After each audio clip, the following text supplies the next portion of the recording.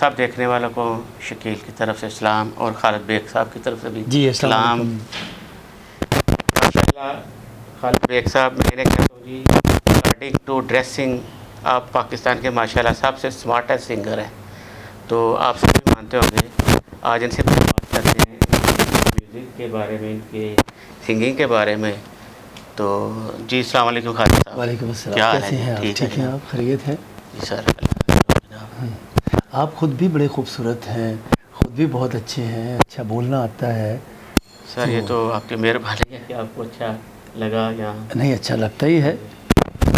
اچھا سر، بہت سارے لوگ جاننا چاہتے ہیں کہ ماشاءاللہ اللہ پاک کا آپ پہ بہت خاص کرم ہے کہ الحمدللہ اللہ تعالیٰ نے آپ کو وہ ایک خصوصیت دی جو اس نے اپنے ایک اور ایسے بندے کو دی جس کا پوری دنیا میں نام ہوا. اور اب ماشاءاللہ ان کے بعد آپ کا بھی ویسے ہی نام ہو رہا ہے. ہم دعا کرتے ہیں کہ اللہ آپ کا بھی اتنا ہی نام کرے، اس سے بھی زیادہ نام کرے، کیونکہ اللہ کے ہاں کسی چیز کا اینڈ کوئی نہیں ہے. بالکل صحیح. ایک سے بڑھ کر ایک چیز. میں کہتا ہوں کوئی بھی سنگر ہو جتنا مرضی اچھا ہو، لیکن اللہ نے اور اس سے بھی اعلیٰ چیزیں بنائی ہیں. ہم یہ نہیں کہہ سکتے کہ یہ آخر ہے اور اس کے بعد کچھ نہیں. باقی ظاہر ہے. ویسے میں ایک بات بتاؤں، جی سر. محمد رفیع صاحب، قاری عبدالباسط صاحب، کلثوم صاحبہ، ٹھیک ہے، یہ آخری کام تھا.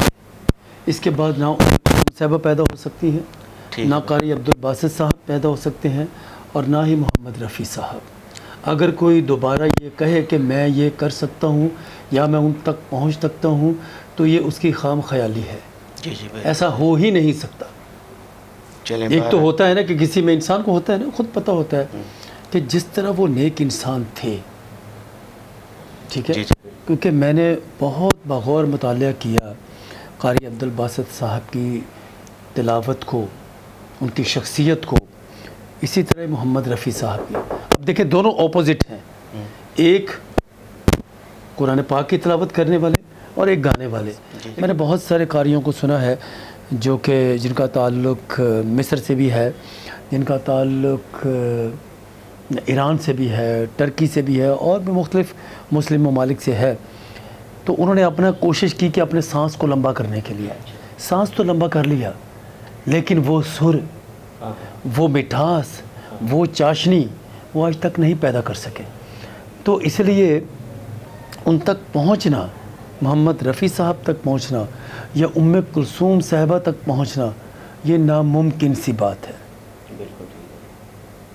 کیونکہ جس طرح محمد رفیع صاحب نے تمام راگوں میں، کوئی راگ ایسا ہے ہی نہیں جس میں انہوں نے نہ گایا ہو، اور اس طریقے سے گایا وہ دوبارہ کوئی گا بھی نہیں سکتا.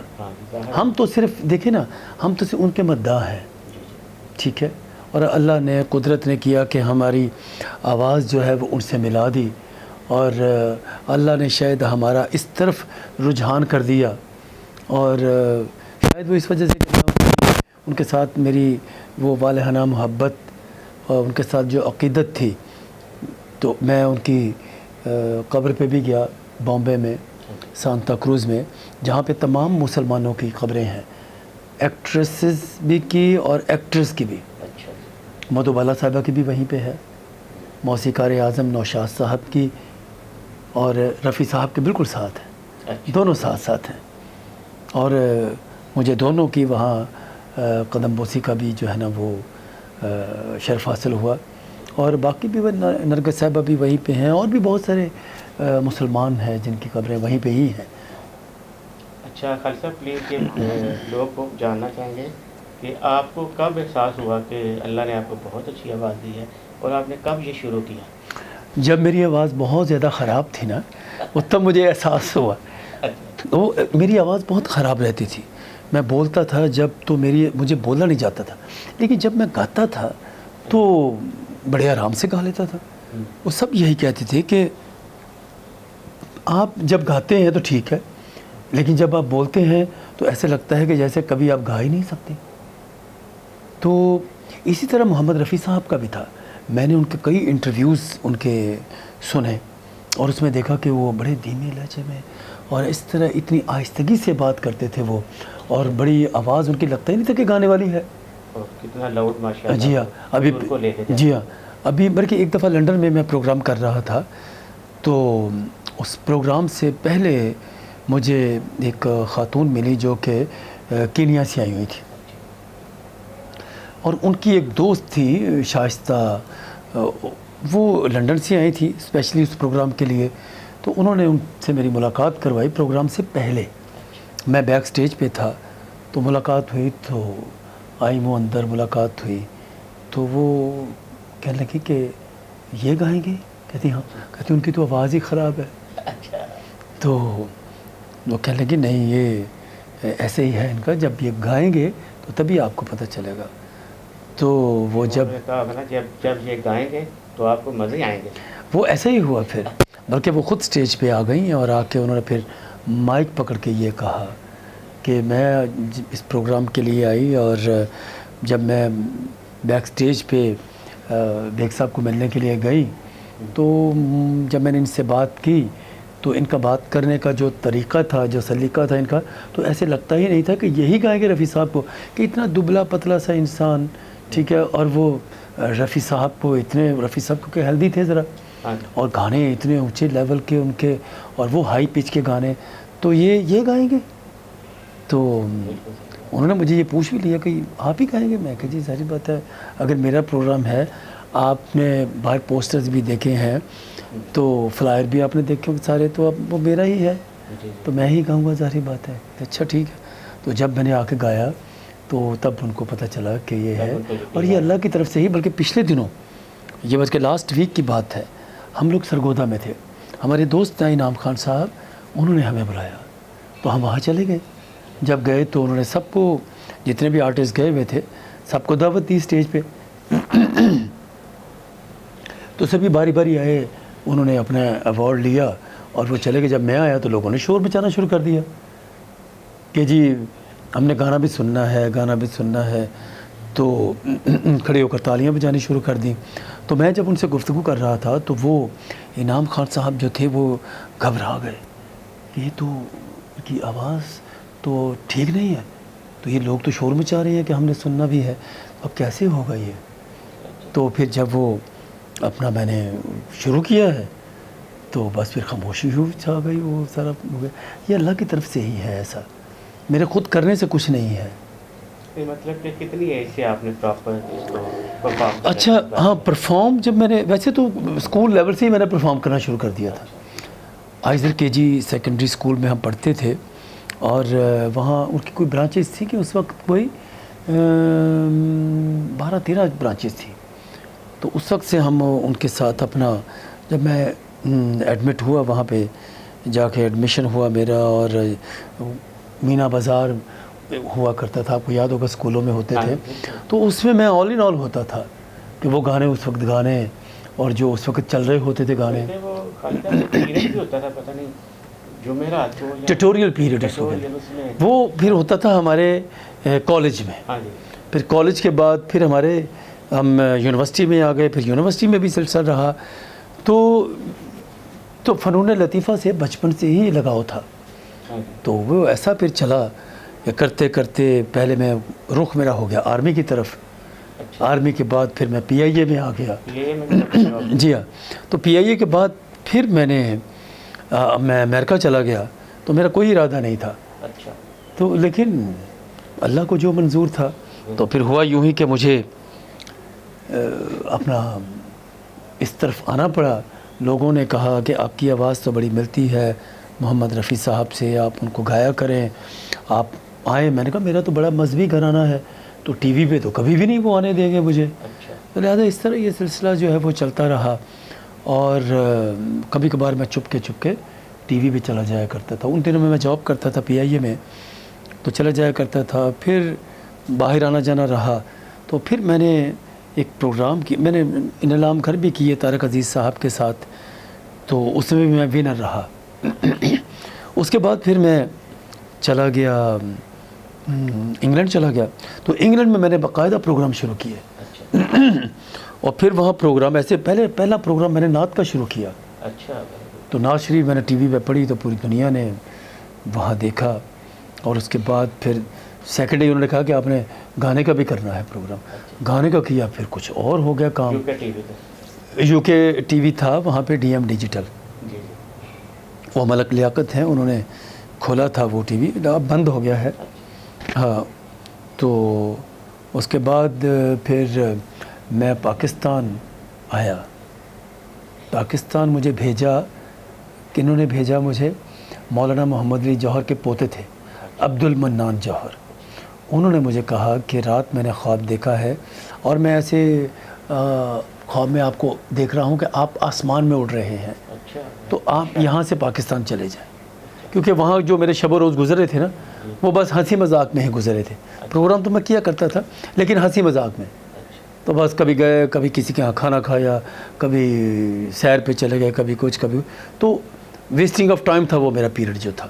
تو انہوں نے جج کر لیا کہ نہیں, یہ تو ٹیلنٹ ہے, ہاں, تو اس کو جانا چاہیے, اس کو تو انہوں نے مجھے کیا کہ نا مجھے ریکویسٹ کی, میرے بزرگ ہیں وہ, اور انہوں نے مجھے ریکویسٹ کی. ویسے ان کو انکل عرفی کے نام سے زیادہ لوگ جانتے ہیں, کیونکہ وہ ریڈیو میں بڑے پاپولر ہیں. تو انہوں نے مجھے کہا کہ آپ پاکستان چلے جاؤ. میں پاکستان آیا. ڈرامہ بھی لگتا تھا کوئی انکل عرفی؟ ہاں, وہ اور تھا, لیکن یہ بھی راوین تھے, گورنمنٹ کالج میں پڑھتے رہے, اور پھر اتنے بڑے باپ کے بیٹے. اور جوہر ٹاؤن جہاں پہ آج ہم بیٹھے ہوئے ہیں, یہ ان کے دادا جی کے نام سے ہے. مکمل نام تو مولانا محمد علی جوہر ٹاؤن ہے. محمد علی جوہر ٹاؤن ہے. اور پھر شوکت علی روڈ بھی ہے, وہ بھی ان کے چچا تھے. جی ہاں, دونوں بھائی تھے نا یہ, شوکت علی اور جوہر علی. تو اس طرح وہ پھر میں پاکستان آیا. تو پاکستان آ کے میں نے ایک پروگرام کیا یہاں پہ, سوئچ آن ود فیا. سوئچ آن ود فیا. تو فیا کے ساتھ میں نے پروگرام کیا, اور وہ لائیو پروگرام تھا, اور بڑا ہی پاپولر پروگرام ہوا. وہ A+ پہ بہت زیادہ پروگرام چلا. تو پہلی دفعہ لوگوں نے محمد رفیع صاحب کو پراپر طریقے سے سنا. A+ پہ بھی کافی سنگر ہیں. جی, انہوں نے بھی کافی کیے. پہلا پروگرام میں نے ان کے ساتھ اسد, وہ ہے اسد علی کے کیا لڑکے, بہت سارے لوگوں کو انہوں نے کیا. تو اس کے بعد پھر میں نے پروگرام کیا, مجھے بلایا انہوں نے, ذیشان صاحب تھے اس کے خبرناک کے پروڈیوسر, انہوں نے مجھے بلایا.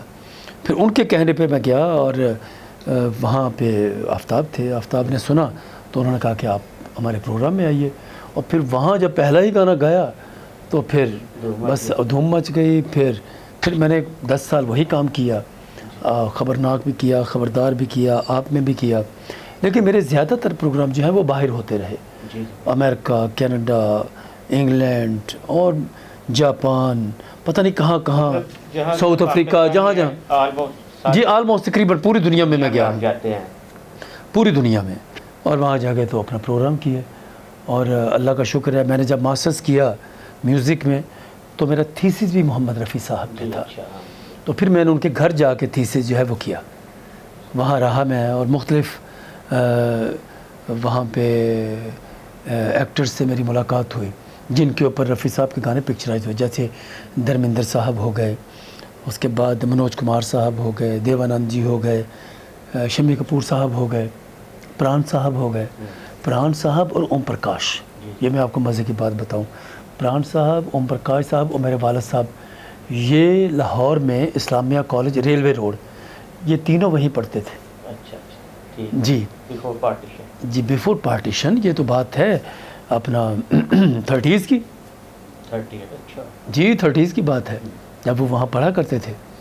میرے والد صاحب بھی وہاں پہ, وہ پھر 41, 42, 43, تو 41, 42 میں تو ان کو فلم مل گئی تھی. 42 میں یملا جٹ, وہ شوکت حسین رضوی صاحب, میڈم نور جہاں کے جو ہسبینڈ تھے, انہوں نے فلم دی تھی ان کو. تو پھر وہ اپنا پران صاحب پہلے میڈم نور جہاں کے ساتھ ایز اے ہیرو آئے تھے. جی, وہ بھی لاہور میں ہی رہتے تھے, ادھر ہی گوال منڈی میں. جی, تو اوم پرکاش بھی وہیں پہ رہتے تھے. اس سے میرے والد صاحب تو آلریڈی لاہور میں ہی تھے. تو اس طرح یہ سلسلہ چلتا رہا, اور آج آپ کے سامنے ہی ہے. ماشاءاللہ جی, بڑی اللہ نے آپ کو عزت دی. گیمبلنگ جو اللہ نے آپ کو دی ہوئی بڑی خاص آپ پہ کرم نوازی ہے. جی, بس رفیع صاحب سے آپ کی بات ملتی ہے, بلکہ وہی بات اللہ نے آپ میں وہ میرا خیال کہتا ہے کہ جب میں محمد رفیع صاحب پہ قبر پہ گیا ان کے قدم بوسی کے لیے, تو وہاں میں نے دعا کی اللہ تعالیٰ سے. میں نے کہا کہ محمد رفیع صاحب تو چلے گئے ہیں، لیکن ان کی تھوڑی سی خوشبو ہی آ جائے میری آواز میں تو شاید وہ قبولیت کا کوئی ایسا وقت تھا، تو اللہ تعالیٰ نے، میں پھر مٹی پکڑی وہاں کے ان کی قبر کی اور وہ میں نے اپنا گلے پہ بھی لگا لی. تو عقیدت ہے نا میری وہ، تو وہ پھر اللہ تعالیٰ نے شاید اس وقت سن لی اور وہ پھر دیکھیں کہاں سے کہاں. ہر ٹائم پہ سن رہا ہے. جی ہاں، لیکن ہم جو بات کر رہے ہیں سن رہے ہیں. جی بالکل ایسے ہیں. بس یہ ہے کہ آپ خلوص ہو آپ کی بات میں، وہ اور عاجزی، وہ ضرور قبول کر لیں گے. اور عاجزی. ہاں جی. اللہ تعالیٰ کو سب سے زیادہ جو چیز پسند ہے نا، وہ ایک عاجزی ہے اور دوسرا سجدہ ہے. تو جب آپ سجدہ ریز ہو جاتے ہیں نا، تو پھر اللہ تعالیٰ سب جتنے بھی آپ کی غلطیاں ہیں، وہ اتنا رحمان الرحیم ہے، غفور الرحیم ہے، وہ سب معاف کر دیتا ہے. بے شک. اور انسان ہے کہ ایک دوسرے کو چھوٹی سی غلطی ہوتی ہے وہ معاف ہی نہیں کرتا، چھوڑتا ہی نہیں ہے. بلکہ وہ قسمت والا جو سجدہ. تو میں تو کہتا ہوں کہ دوستی ہی اسی سے لگائیں کہ جو ہر وقت ہم روز غلطیاں کرتے ہیں. اور میں اپنی بات آپ کو بتاتا ہوں کہ میں بہت ساری ایسی غلطیاں کرتا ہی رہتا ہوں، لیکن وہ پھر پکڑ کے مجھے سیدھے راہ پہ لگا دیتا ہے، پھر مجھے سیدھے راہ پہ چلا دیتا ہے. بات سے یاد آ گیا نا، کوئی کسی بندے نے کہا کہ اس سے دوستی لگانے کا بڑا فائدہ ہے، نہ جدائی کا خوف نہ بے وفائی کا خوف. ہاں بالکل، حقیقت آپ نے یہی کہا ہے. آپ دیکھیں، آپ اتنا اچھا وہ دوست ہے جتنا وعدہ وہ نبھاتا ہے کوئی بھی نہیں کوئی ہو ہی نبھاتا. نہیں سکتا. آپ 10 روپے خرچ کریں نا، ٹھیک ہے نا، تو وہ 10,000 دیتا ہے. بے شک. وہ کیا تھا، وہ غریبوں کی سنو وہ تمہاری سنے گا، تم 1 پیسہ دو گے 10 لاکھ وہ 10 لاکھ دے گا. بالکل دیتا. تو یہ حقیقت ہے، یہ میں نے آزمایا بھی ہے، بالکل سچ ہے. کئی دفعہ آزمایا. نہیں، بڑی دنیا جو اس طرح کرتی ہے، اللہ نے ہمیں بڑی عزت دی ہے. جی میں نے نور جہاں کے بارے میں سنا تھا کہ وہ جتنے پیسے اس کے پاس آتے تھے نا، سلیم مجھے بتا رہے تھے، کہتے تھے نور جہاں بھی یہ کرتی تھی کہ جتنے آتے تھے پہلے 2.5% کے حساب سے نکال کے پھر باقی پیسے اپنے پرس میں ڈالتے تھے. پہلے وہ نکالتے تھے پھر اپنے لیے سمجھتے. اور جو بھی دنیا کر رہی ہے وہ بڑے خوش قسمت لوگ ہیں، بلکہ وہ اس کو بڑھا رہے ہیں. جی ہاں. جو نہیں کرتے، چیریٹی نہیں کرتے، وہ اپنے پیسے کو ختم کر. ارے چیریٹی تو سب کچھ ہے. ہاں جی بالکل. دیکھیں بات یہ ہے کہ جب آپ ایک گلاس بھر جاتا ہے، جب اس میں سے کچھ نکالیں گے تو تب آئے گا نا اس میں پانی اڑا لیں گے. تو اس لیے نکالتے رہنا چاہیے، اور اگر گلاس بھر جائے اس کو خالی نہ کیا جائے تو اس میں پھر وہ کیا اس کا وہ کیا کہتے ہیں، وہ کئی لگنے کا وہ خطرہ ہوتا ہے اس کو. تو اس لیے نکالتے رہنا چاہیے تاکہ پانی بھرتا رہے، وہ آتا رہے، وہ ٹھیک رہتا ہے. ایک دن تو انسان نے سب کچھ چھوڑ کے جانا ہی ہے نا. ہمارا مذہب کہتا ہے کہ سرکولیشن رہتا ہے. تو وہ سرکولیشن رہنی چاہیے، وہ ٹھیک رہتا ہے انسان، آپ کی صحت بھی ٹھیک رہتی ہے، آپ دوسروں کے لیے اچھا سوچتے ہیں اور اللہ تعالیٰ آپ کے لیے اچھا کر رہا ہوتا ہے. کیونکہ ہم ساری مخلوق اللہ کا کنبہ ہے. کنبہ کہتے ہیں اس کا ہم، تو جو مخلوق پیار کرے گا اللہ اس سے پیار. دیکھیں ہر انسان جو ہے نا وہ اپنی زبان کے پیچھے چھپا ہوا ہے. بے شک بے شک، بہت اچھی بات. ہر انسان. اور اگر کسی کا آپ نے اس کا ظرف دیکھنا ہو، ٹھیک ہے، تو اس کو کہیں بھی بولو، اس کو بولنے کا موقع دیں، آپ کو خود ہی پتہ چل جائے گا.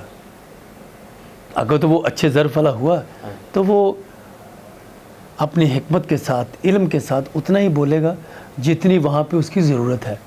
تو اگر وہ نہ ہوا تو وہ اتنا زیادہ بولے گا کہ اس سے منہ سے پھر جھوٹ در جھوٹ در جھوٹ وہ نکلتے جائیں گے اور وہ پھر پکڑا جائے گا. تو اس لیے کم بولنا، کم کھانا. آپ تو کیونکہ آپ کا بیڈ فیملی سے تعلق ہے، اس لیے میں آپ کو یہ نہیں کہتا کہ آپ نے کم کھانا ہے. خالد بن صاحب کے ساتھ اکثر میری ٹریولنگ رہتی ہے، تو میں کہہ رہا ہوں کہ میں آپ سے بہت کچھ سیکھوں گا، کیونکہ اتنا کم کرتے ہیں کہ میں کہتا ہوں یار میں بھی ٹھیک ہو جاؤں گا آپ کے ساتھ رہ کے.